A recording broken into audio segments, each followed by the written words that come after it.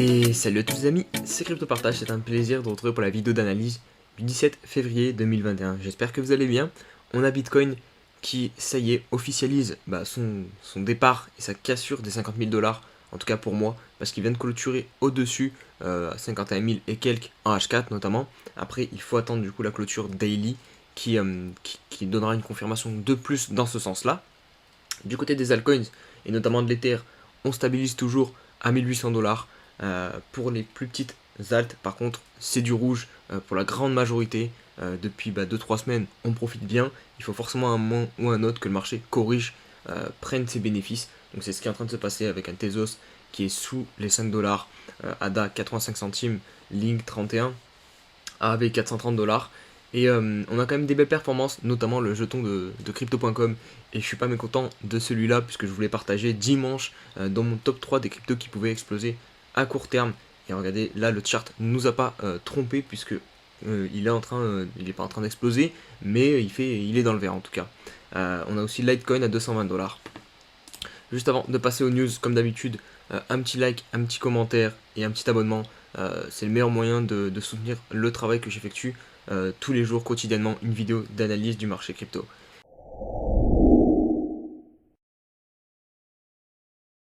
Et on débute les news par ce tweet de Grégory Raymond. Donc l'entreprise allemande Synthetix devient la première société cotée européenne à investir dans Bitcoin une partie de sa trésorerie.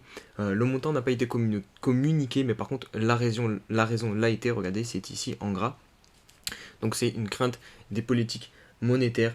Et ça, c'est un peu ce qui attire Bitcoin, enfin ce qui attire les investisseurs dans Bitcoin en ce moment. En effet, la planche à billets qui tourne à plein régime, et ça fait peur à pas mal de personnes. Et pour justement se prémunir d'un risque que la monnaie ne vale plus rien un jour, et les personnes préfèrent investir dans Bitcoin, puisque Bitcoin garantit cette valeur, puisqu'il ne pourra pas on ne pourra pas créer plus de Bitcoin que les 21 millions qui sont prévus.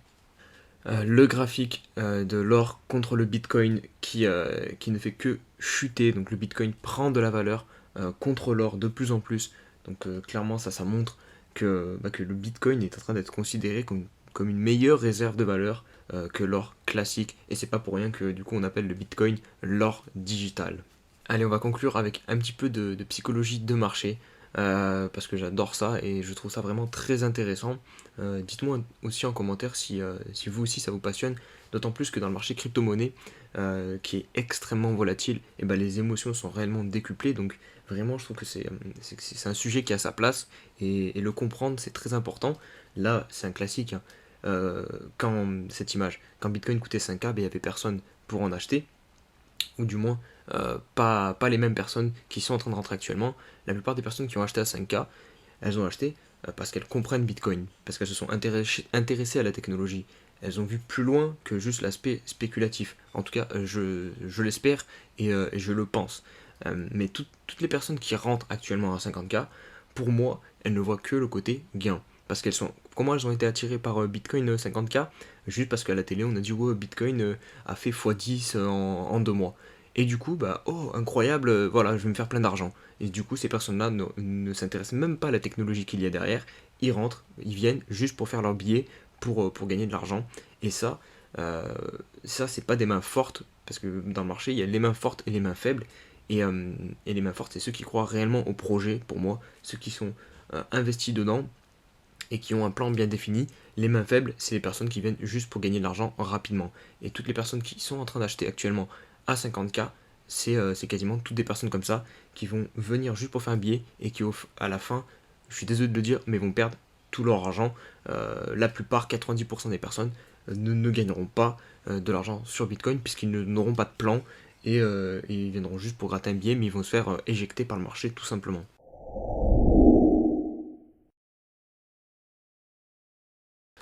Allez, on se retrouve pour l'analyse du Bitcoin en H4 pour débuter.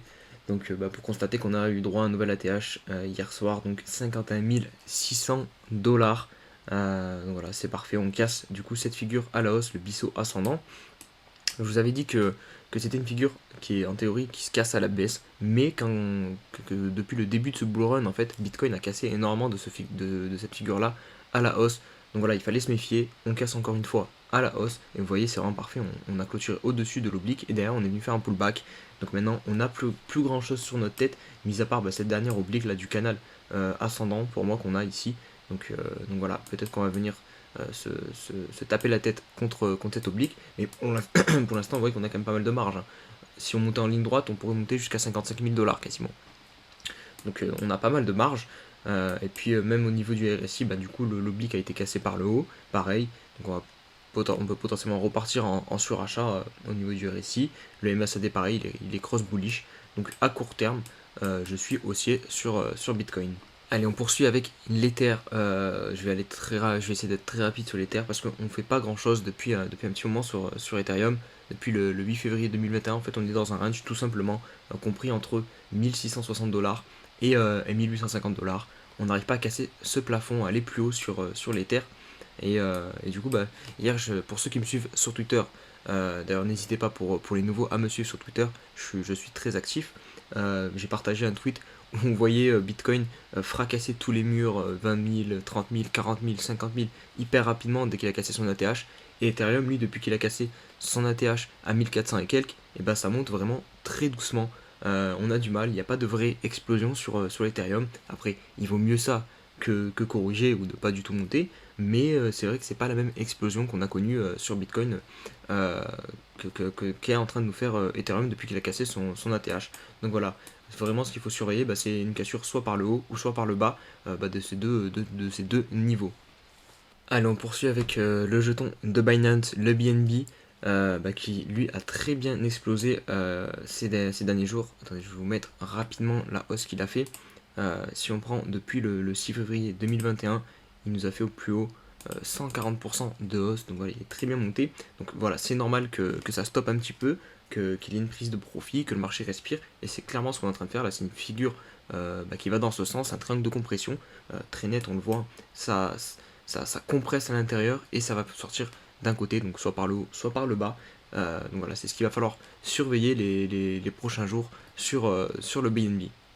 Allez, on poursuit avec Rennes qui nous fait quelque chose de très sympa aussi, qui pousse bien depuis la sortie de cette zone d'accumulation.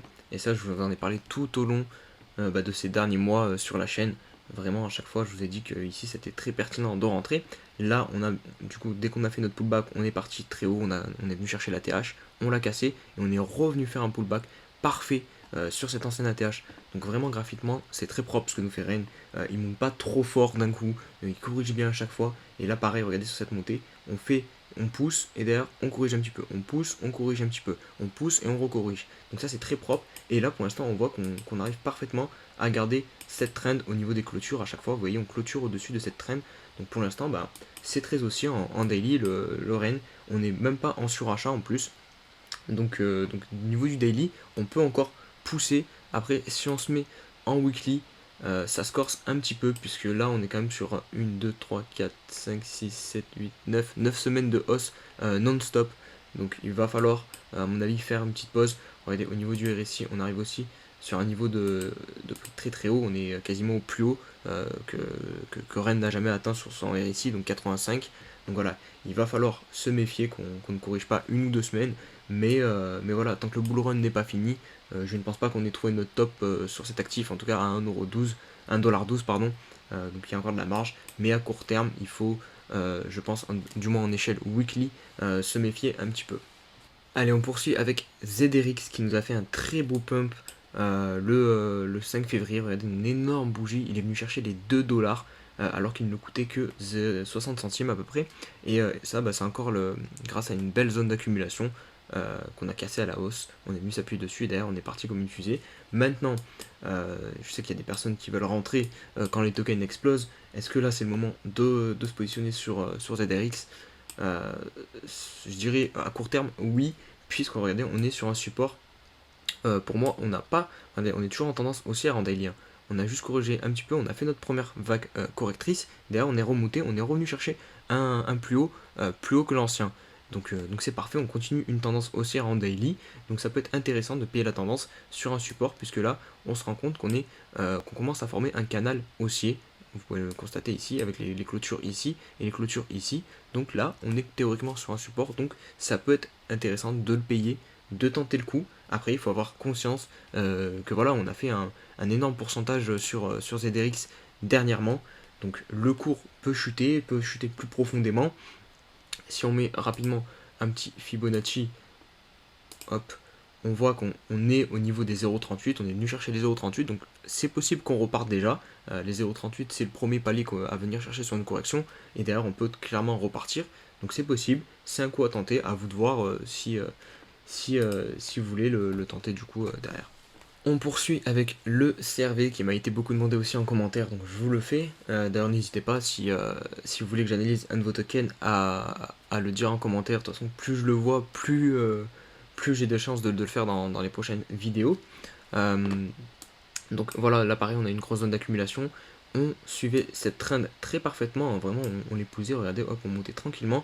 Et là par contre c'est dangereux puisqu'on a la cassure officielle et derrière on plonge. On est venu pour l'instant s'appuyer sur ce support. Ici, là, vous voyez qu'on avait travaillé ce support, cette résistance plutôt, ça nous avait servi de résistance avant, et là, ça vient nous servir de support, à voir s'il va tenir, si là, il a suffi à nous repousser et à nous permettre de repartir sur le cours, ou si on va venir le travailler, se poser réellement dessus avec une clôture, et peut-être le casser, même si j'en doute, étant donné qu'on est en bull run, et ça m'étonnerait que ce genre de token aille le voir bien plus bas. Mais voilà, du coup ça peut être intéressant de payer si on vient retoucher le support à 2$. Et on va conclure cette vidéo par le LSK. Donc pareil, ça c'est un token de... Enfin pareil, j'en ai pas fait aujourd'hui des tokens comme ça avec cette charte graphique, mais par exemple le BCH, EOS, Ethereum classique, enfin tous les tokens en gros de 2017 qui n'ont pas encore pump, ils ont à peu près tous cette charte, ce graphique, cette pattern avec une grosse zone d'accumulation, et là on est tout juste en train de repartir en tendance haussière en weekly, donc vraiment si vous croyez au projet derrière, c'est possible qu'on bénéficie d'un pump sur ce genre de token, puisque regardez là c'est vraiment très propre, on va faire un autre pullback pile poil dessus sur l'ancienne résistance, et derrière les gains peuvent être vraiment faramineux si on revient chercher les anciens plus hauts du bull run de 2017. Après voilà, ça reste risqué puisque on est quand même redescendu très très bas sur ce genre de token. Vous imaginez, on est passé de 40$ à quasiment, au plus bas il a valu même pas 1$. Donc vraiment c'est risqué, mais comment dire, je préfère limite que vous rentriez sur des trucs comme ça que plutôt comme sur ZRX qu'on a vu il y a très peu de temps, où on a fait un plus de 100% déjà il y a 2-3 jours. Là je pense qu'il y a moins de risques de voir le token s'effondrer, en tout cas perdre beaucoup de pourcents. Là à mon avis vous ne prendrez pas un moins 50%, parce qu'il y aura cette résistance, ce support qui nous stoppera. Donc voilà. J'espère que la vidéo vous a plu les amis, si c'est le cas, n'oubliez pas le petit pouce bleu et l'abonnement, et nous on se dit à demain pour une nouvelle vidéo. Allez, ciao ciao.